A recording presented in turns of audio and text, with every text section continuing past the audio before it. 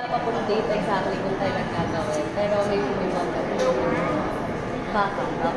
Pwede na sabihin si Pwede, hindi pa po Nakakatuwa na kahit na busy, tas busy yung taping na parang andalos yung makapagbakasyon. Kumusta yung US trip nyo? Oo, yung US trip sobrang saya kasi nandun yung buong family ko. Tapos first time namin nag-Christmas ng kumpleto talaga in 12 years. Wow. Kaya iba yung trip na to. And of course, nasama ko si Carlo. So it's just sobrang saya na magkakasama in one place lahat ng mahal ko. Family and parents? Yeah, as in lahat. Pati sisters ko, niece and nephews, lahat nandun na sa States. Okay. So, first time nila na mag-meet si Carlo? Na-meet na nila before sa Star Magic US. Oo. Saka there's one time na may US tour din si Carlo na pumunta siya mag-US. So, na-meet naman. Ano mga pinuntahan niyo place?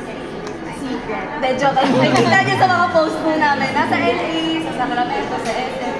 Doon lang sa West Coast banda. Hindi na enjoy na...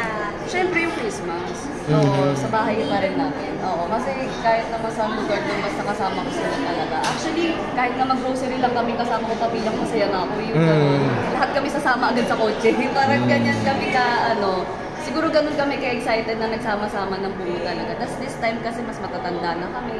Mga ate ko may sarili-sarili na pamilya. So, ibang phase na ng buhay. Kaya mas nakaka-touch. And lahat kami kasi parang yung may isip na talaga, tapos iba-iba na yung pinagdadaanan. Kaya seeing us together, lalo na kaming four sisters na original. Oo, sobrang nakakaiyak. Ano sabi nila about kay Carlo? Gustong-gusto na love nila si Carlo. Wow.